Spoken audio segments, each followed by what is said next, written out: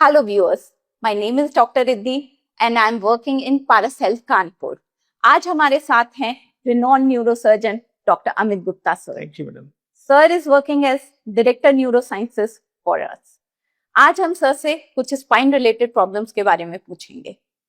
Sir, आजकल सभी age group में स्पाइन रिलेटेड प्रॉब्लम इतनी बढ़ क्यों रही हैं? क्योंकि इस समय हम लोग अपनी ओपीडी में देखते हैं कि हर एज ग्रुप के पेशेंट्स हमारे पास कमर दर्द और गर्दन के लिए आ रहे हैं. पहले ऐसा नहीं था. पहले हमारे पास ज्यादातर एडल्ट या ओल्ड एज के लोग आते थे, लेकिन आजकल बच्चों में भी, स्कूल गोइंग बच्चे भी गर्दन दर्द लेकर आ रहे हैं. तो आई थिंक कोविड के बाद से जब से बच्चों को ऑनलाइन होमवर्क मिलने लगा है, लैपटॉप मोबाइल की जरूरत ज्यादा ऑनलाइन क्लासेस के लिए बढ़ रही है, तो उनमें भी सर्वाइकल की प्रॉब्लम बढ़ रही है. दूसरा, जो एडल्ट एज ग्रुप में रहते हैं, ज्यादातर ऑफिस गोइंग लोगों में सिटिंग पोस्चर सही नहीं है, ड्राइविंग कंडीशंस लोगों की भी अच्छी नहीं है और रोड की भी हालत अच्छी नहीं है, जिसकी वजह से कमर दर्द और गर्दन दर्द की प्रॉब्लम बढ़ती जा रही है. तीसरा, जो अगर हम हाउस होल्ड फीमेल्स की बात करें, तो घर में भी इस तरीके की काम करने की चीजें हैं जिनमें कमर पे गर्दन पे ज्यादा लोड पड़ता है और उतनी अवेयरनेस नहीं है कि हम उसका ध्यान रखें. इसलिए, और उससे ज्यादा इंपॉर्टेंट है कि अब लोग अपनी हेल्थ को लेकर अवेयर हो गए हैं. बहुत जल्दी जल्दी उनको लगता है कि नहीं, हमें कोई प्रॉब्लम हो तो दिखाना चाहिए. ये बहुत अच्छी बात है. सर, अगर स्पाइन रिलेटेड प्रॉब्लम है किसी पेशेंट को, तो पेशेंट्स यूजुअली कंफ्यूज रहते हैं. किसको दिखाएं? फिजिशियन को दिखाएं, ऑर्थोपेडिक्स को दिखाएं, न्यूरोसर्जन को दिखाएं, या कुछ लोग डायरेक्टली फिजियोथेरेपिस्ट के पास जाते हैं?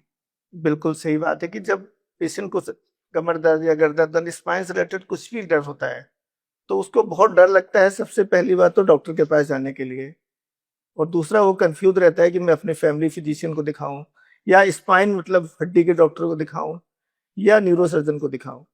न्यूरोसर्जन के पास जाने में ज्यादातर लोग इनिशियल स्टेज में डरते हैं. तो मेरी तो यही मानना है कि अगर आपको प्रॉब्लम है तो आप तुरंत अपने नियरेस्ट, अगर न्यूरोसर्जन अवेलेबल है तो उनसे मिलें, या अपने फिजिशियन को बताएं. वो प्रॉपर इन्वेस्टिगेशन कराएंगे, एक्सरे कराएंगे, और अगर जरूरत होगी तो एमआरआई. आजकल ज्यादातर शहरों में एमआरआई अवेलेबल है और इसमें हमें डिले बिल्कुल नहीं करना चाहिए. मेरे पास कई ऐसे पेशेंट्स आ रहे हैं जो कमर दर्द हुई, गर्दन दर्द हुआ, और उन्होंने तुरंत अपना फिजियोथेरेपिस्ट से मिलकर फिजियोथेरेपी शुरू करा ली. इनफैक्ट उन्होंने एक्सरे भी नहीं कराया, और 2-4 महीने बाद जब वो हम लोगों के पास आते हैं, किसी भी न्यूरोसर्जन के पास जाते हैं, तब तक बीमारी बढ़ चुकी होती है. ज्यादातर केसेस में अगर वही प्रॉब्लम हम इनिशियल स्टेज में पकड़ लेते हैं, तो हम उसको जल्दी अर्ली डायग्नोज कर सकते हैं, अर्ली ट्रीट कर सकते हैं. सर, एक सबसे बड़ा मिथ बोलें या भ्रांति बोलें, वो ये है कि अगर हमें सर्जरी बता दी गई है तो इसके बाद हम बेड रिडन हो जाएंगे या हम चल नहीं पाएंगे. बिल्कुल, ये बहुत कॉमन मिथ है सोसाइटी में कि वो कोई भी सर्जरी करा लेंगे. इनफैक्ट आप मानिए कि वो कार्डियक सर्जरी खुशी खुशी करा लेते हैं कि नहीं, बाईपास करा लिया और ये सबको बताएंगे. लेकिन अगर किसी की स्पाइन सर्जरी बताई जाती है, तो पता नहीं क्यों इतना डरते हैं कि उनको ये लगता है कि अब तो हम इसके बाद कभी चल ही नहीं पाएंगे. लेकिन ऐसा बिल्कुल नहीं है. समय चेंज हो गया है, टेक्नोलॉजी चेंज हो गई है, इन्वेस्टिगेशंस के तरीके चेंज हो गए हैं, और उससे ज्यादा है कि सर्जरी अब इतनी सिंपल और छोटी हो गई है तकनीक के आने से. जैसे पहले स्पाइन की सर्जरी ओपन सर्जरी होती थी, जिसमें हमें स्पाइन में लगभग 3 से 4 इंच का एक इंसिजन देना पड़ता था. उसके बाद माइक्रोस्कोप आए, अब लगभग 1 से 2 इंच में वो सर्जरी होने लगी. अब एंडोस्कोप के आने से वो सेम सर्जरी सिर्फ 1 सेंटीमीटर से हो जाती है. इनफैक्ट कुछ केसेस में तो हम सर्जरी करने के बाद नेक्स्ट डे ही पेशेंट को चला देते हैं और शाम तक घर भेज देते हैं. तो ये डर बिल्कुल नहीं होना चाहिए कि हम स्पाइन सर्जरी के बाद चल नहीं पाएंगे. दूसरी सबसे बड़ी बात यह है, पब्लिक को ज्यादा समझना चाहिए, सभी लोगों को समझना चाहिए कि स्पाइन सर्जरी आज के समय में इतनी ज्यादा एडवांस हो गई है कि हम चाहें तो पेशेंट को आज ही लाएं, इन्वेस्टिगेट कराएं, एमआरआई कराएं, और अगर वो फिटनेस है तो हम सर्जरी के बाद उसको 1 या 2 दिन में घर भेज सकते हैं. तो ऐसा बिल्कुल भी नहीं है कि सर्जरी के बाद पेशेंट चल नहीं सकते. सर, आप जो ये न्यूअर टेक्निक्स बता रहे हैं, ये मिनिमली इन्वेसिव सर्जरी की बातें बता रहे हैं हमें, सर क्या ये टेक्निक्स पारस हेल्थ कानपुर में प्रेजेंट हैं? जी मैडम, बिल्कुल. ये सारी चीजें हमारे पास सबसे एडवांस माइक्रोस्कोप, मतलब जो न्यूरोसर्जन से वो जानते हैं कि जो पेंट्रो माइक्रोस्कोप है, मोस्ट एडवांस माइक्रोस्कोप है इस समय न्यूरोसर्जरी के लिए, वो हमारे पास अवेलेबल है. दूसरी, जैसे इंडोस्कोपिक सर्जरी, इंटरलेमिनर सर्जरी, यूबीई सर्जरी, ये सारी चीजें हमारे पास पारस में अवेलेबल है, और हम सर्जरी तरीके की पेशेंट्स के रेगुलर कर भी रहे हैं. और सभी क्लास के पेशेंट्स के लिए, आयुष्मान के लिए, सीएम फंड के लिए, ईसीएचएस के लिए. तो ये सारी एडवांस चीजें अब हम सभी लोगों के लिए यहाँ पर उपलब्ध है. सर, आजकल यंग जनरेशन में जिम जाने का बहुत क्रेज है, तो वो क्या ऐसी सावधानियां लें कि उनको स्पाइनल इंजरीज ना हो? बिल्कुल, यंग जनरेशन के लिए मेरी एक बहुत इम्पोर्टेंट सलाह है कि जब भी जिम जाएँ, एक तो प्रॉपर इंस्ट्रक्टर के गाइडेंस में ही जिम करें।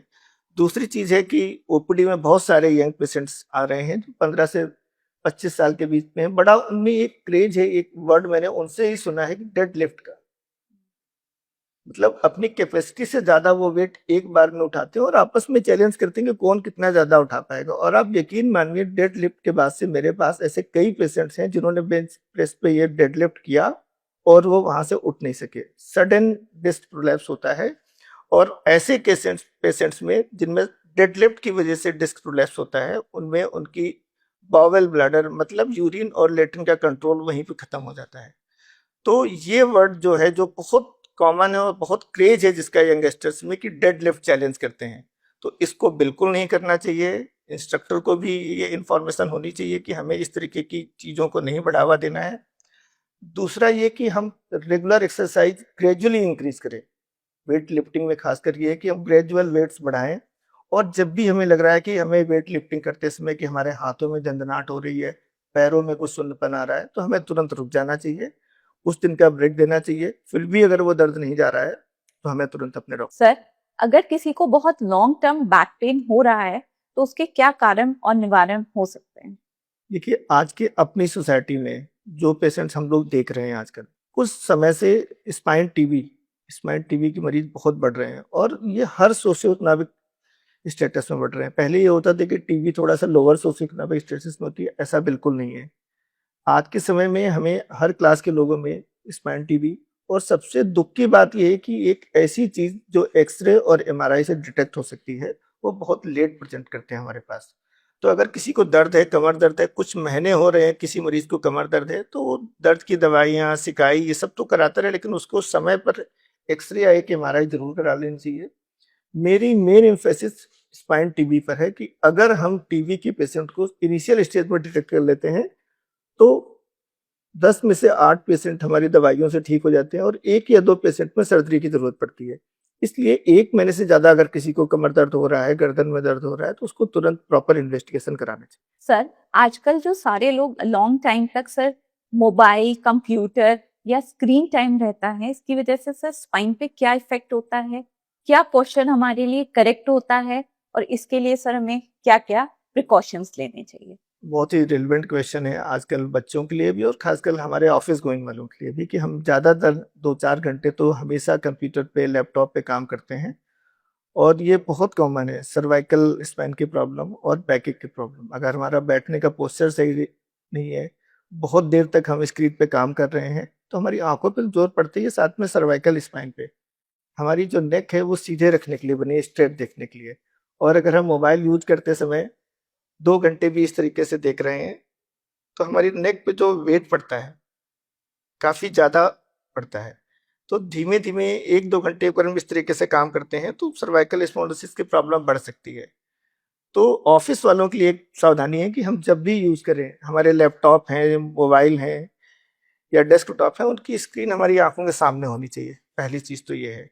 दूसरी, जो कीबोर्ड है वो भी थोड़ा टिल्टेड होना चाहिए, और हमें मोबाइल हमेशा या तो हम इस तरीके से यूज़ करें तो हम खुद ही थक जाएँगे 10 मिनट में, या प्रॉपर स्टैंड के साथ यूज़ करें कि उसकी स्क्रीन हमारी आँखों के सामने रहे। इस तरीके से अगर हम सावधानियाँ रखेंगे तो लंबे समय से हमारी जो ये सर्वाइकल स्पाइन की प्रॉब्लम होती है उससे बच सकते हैं। दूसरी इम्पोर्टेंट चीज़ कि हमारी बैक के लिए, हमारी बैक हमेशा सपोर्टेड होनी चाहिए। हमारी चेयर के पीछे सपोर्ट होना चाहिए, या हम कोई कुशन यूज़ कर सकते हैं। तीसरी इम्पोर्टेंट चीज़ कि हमारी ऑफिस का जो टेम्परेचर है, कूलिंग टेम्परेचर, वो बहुत ठंडा नहीं होना चाहिए। जितनी ठंडी कूलिंग होगी उतना ही हमारे मसल स्पाज़्म के चांसेस बढ़ते हैं।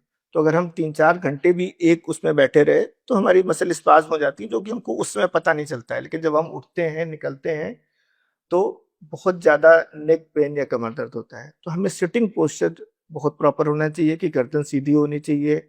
हमारी जो एक्सेसरीज़ हैं, लैपटॉप है, मोबाइल है, वो हमारे सामने होने चाहिए, और बीच में हमको 1 या 2 घंटे के अंतर पे ज़रूर एक ब्रेक लेना चाहिए, जिसमें हम थोड़ा-सा चलें, अपनी लेग की एक्सरसाइज करें और थोड़ा ऑफिस में मूव करें। एक साथ 2-3 घंटे हमें रेगुलर नहीं बैठना चाहिए। सर, स्लिप डिस्क क्या सीरियस न्यूरोलॉजिकल प्रॉब्लम है? इसके क्या सिम्पटम्स है और इससे कैसे बचाव करें? स्लिप डिस्क एक ऐसा बड़ा कॉमन टर्म है, जब भी किसी को कमर दर्द होता है, तो वो कहता है मुझे स्लिप डिस्क हो गई। एक्चुअल में स्लिप डिस्क ये हमारी स्पाइन में दो वर्टिब्रा होती हैं, उनके बीच में डिस्क होती है, इसको एक डिस्क या स्लिप डिस्क इसके ये वर्ड निकला है।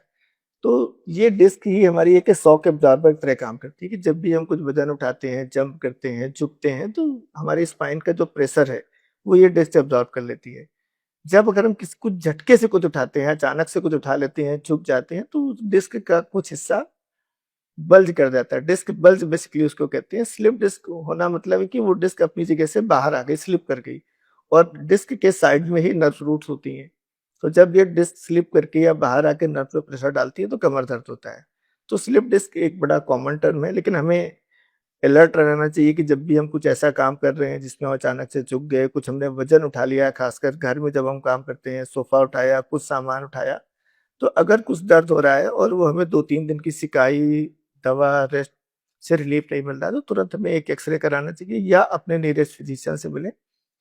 स्लिप डिस्क के ज़्यादातर केसेस में अगर हमने 10 पेशेंट्स की एमआरआई कराई और उसमें थोड़ी बहुत स्लिप डिस्क है भी, तो 10 में से 8 पेशेंट सिर्फ रेस्ट, फिजियोथेरेपी और प्रॉपर प्रिकॉशन से ठीक हो सकते हैं। सिर्फ 1 या 2 केसेस में हमें स्लिप डिस्क के लिए सर्जरी की ज़रूरत पड़ती है, और वो भी आजकल जैसे मैंने पहले बताया कि माइक्रोस्कोपिक सर्जरी या एंडोस्कोपिक सर्जरी से हम as a day care surgery कर सकते हैं, जहाँ पर हम पेशेंट को नेक्स्ट डे भी चलवा सकते हैं और नेक्स्ट डे घर भेज सकते हैं। सर, काफी पेशेंट्स को सर्जरी एडवाइस होती है, बट पेशेंट्स इसको पोस्टपोन करते रहते हैं। तो इसको सर, क्या इसके साइड इफेक्ट्स होते हैं और इस सर्जरी को कितनी जल्दी करवा लेना चाहिए? बिल्कुल, अगर आपको आपके डॉक्टर ने सर्जरी बताई है, स्पाइन सर्जरी, तो डेफिनेटली कुछ सोच कर ही बताई होगी। और सर्जन का काम, न्यूरोसर्जन का काम ये है कि नस के ऊपर से दबाव हटाना। डिस्क जो भी प्रेशर डाल रही है, जिसको डिस्क बोलते हैं, उसको जल्दी से जल्दी हटाया जाए। क्योंकि अगर वही सर्जरी समय पर नहीं हुई, तो पेशेंट्स की पैरों की ताकत जा सकती है, पैर सुन्न हो सकते हैं, उसका लैट्रिन बाथरूम का कंट्रोल भी खत्म हो सकता है। तो अगर सर्जरी बताई गई है तो उसको समय पे कराना चाहिए, ताकि हम जो न्यूरोलॉजिकल फंक्शंस जा रहे हैं उनकी समय पर रिकवरी हो सके। और अगर वही सर्जरी 1 की बजाय 6 महीने बाद होती है तो फिर पेशेंट को सुधार नहीं होता है, और फिर ये कहा जाता है कि स्पाइन सर्जरी के बाद पेशेंट ठीक नहीं होते। लेकिन समय पे और सही तकनीक से सही हॉस्पिटल में अगर ये इलाज कराया जाए तो स्पाइन सर्जरी ये जो डे केयर सर्जरी हो सकती है, और हम बहुत जल्दी अपने काम पे वापस आ सकते हैं। सर, हमें अच्छी स्पाइनल हेल्थ के लिए अपने दिनचर्या में क्या-क्या बदलाव करने चाहिए? बिल्कुल, स्पाइन हमारी शरीर का सबसे इम्पोर्टेंट पार्ट है। सब कुछ, सारा जीवन हमें इसी स्पाइन के सहारे जीना है, तो एक हेल्दी स्पाइन बहुत ही ज़रूरी होती है हर एज के लिए, बच्चों से लेकर एडल्ट से लेकर ओल्ड एज में खासकर। स्पाइन के बिना तो हमें स्पाइन की हेल्थ के लिए अगर हम सुबह से ध्यान दें कि जब से हम उठते हैं तो हमें क्या-क्या करना चाहिए। अगर पॉसिबल हो, अगर हमें धूप मिल सकती हो सुबह, तो हमें अर्ली मॉर्निंग वॉक थोड़ी देर धूप में करना चाहिए। नाश्ते में हमें कुछ ना कुछ मिल्क की चीज़ें जिससे हमें कैल्शियम सप्लीमेंट्स मिल सकें, वो लेना चाहिए। ऑफिस के लिए जब हम निकलते हैं तो हमें ध्यान रखना चाहिए कि जब ड्राइविंग कर रहे हैं, वो चाहे वो बाइक हो, चाहे कार हो, बाइक चलाते समय हम हेलमेट ज़रूर लगाएँ, स्पीड ब्रेकर, गड्ढे, उनसे बच के रहें। और ड्राइविंग के समय, कार ड्राइविंग के समय हमें सीट बेल्ट ज़रूर लगानी चाहिए। और मेरी एक पर्सनल ओपिनियन है कि जो हमारे ड्राइवर के अलावा जो पीछे वाली सीट पे बैठते हैं, उनको भी आज के समय में सीट बेल्ट लगानी चाहिए, क्योंकि इतने अच्छे रोड बन गए, इतने अच्छे एक्सप्रेसवे बन गए हैं कि अगर अचानक से ब्रेक लगता है तो जो आगे बैठे हैं वो तो सेफ रहते हैं, लेकिन जो पीछे बैठे हैं उनको सर्वाइकल स्पाइन इंजरी बहुत ज़्यादा होती है, क्योंकि उनकी बेल्ट नहीं लगी होती है। तो एक ये ध्यान रखना चाहिए। दूसरी चीज़ है कि हमें वेट उठाते समय अगर हमें कुछ भारी सामान उठाना ही है तो हम डायरेक्टली ना झुकें, हम अपने नीज़ पे बैठें और उसके बाद उस वेट को उठाएँ, तो उससे स्पाइन पे लोड कम पड़ता है। तीसरी और इम्पोर्टेंट चीज़ है कि हमें रेगुलर स्पाइन के चेकअप कराने चाहिए अगर उसमें पेन है, एक्स-रे कराना है। तीसरा बड़ी कॉमन चीज़ है जो कई बार मरीज़ मुझसे पूछते हैं कि सर हम विटामिन डी ले लें क्या? विटामिन डी का क्या रोल है? तो विटामिन डी एक ऐसी चीज़ है कि जो आज की डेट में मेरे ख्याल से ज़्यादातर लोगों के कम है, क्योंकि हमारी आउटडोर एक्टिविटीज़ कम है, बच्चे बाहर खेलते कम है, हमारा खुद का घर से निकले, कार में आए, हॉस्पिटल में आए या ऑफिस में गए, तो ये एक्सपोज़र सनलाइट का है वो बहुत कम हो गया है। तो विटामिन डी के सप्लीमेंट्स बहुत आवश्यक हैं, चाहे तो हम जाँच करा लें उसके बाद लें। लेकिन विटामिन डी केवल ऐसा नहीं है कि हमारी बोन्स के लिए इम्पोर्टेंट है, विटामिन डी हमारे ऊपर से अगर हम शुरू करें तो हेयर्स के लिए इम्पोर्टेंट है, स्किन के लिए इम्पोर्टेंट है। इनफैक्ट कुछ पेशेंट में विटामिन डी की कमी से डिप्रेशन भी हो सकता है, तो विटामिन डी के सप्लीमेंट्स रेगुलर समय पर लेते रहना चाहिए, और जब लगे कि नहीं हमें ज़रूरत है तो हम एक उसकी जाँच भी करा सकते हैं। थैंक यू सर, आपने हमें इतनी अच्छी स्पाइन रिलेटेड जो भी जानकारी दी उसके लिए thank you. Thank you so much ma'am for such a time. और मैं यही कहूँगा कि हमें एक हेल्दी सोसाइटी के लिए केवल हेल्दी स्पाइन की बात नहीं है। अगर हमें लगता है कि हमें सभी लोगों को स्वस्थ रहना है, तो हमें कभी कोई भी छोटी-सी प्रॉब्लम हो तो उसको इग्नोर नहीं करना चाहिए। अगर वही बीमारी प्रॉपर समय पे हम उसको डायग्नोज़ कर लेते हैं, तो जल्दी ठीक हो सकती है। तो हमें अगर कुछ भी प्रॉब्लम है तो हमेशा एक ऐसे सेंटर पे जाना चाहिए जहाँ पे सारी चीज़ें, beginning from the investigation, treatment, surgery, rehabilitation, और अगर ज़रूरत पड़ती है तो एडवांस चीज़ें जैसे रेडियोथेरेपी, केमोथेरेपी, ये सब चीज़ें एक जगह पे हों। तो मेरे ख्याल से पारस में ये सारी सुविधाएँ पारस हेल्थ कानपुर में अवेलेबल हैं, जहाँ पर अगर हम जाते हैं तो राइट फ्रॉम बिगिनिंग इन्वेस्टिगेशन से लेके सर्जिकल तो और पोस्ट ऑप केयर तक ये सारी चीज़ें पारस हेल्थ कानपुर में बहुत अच्छे से अवेलेबल हैं।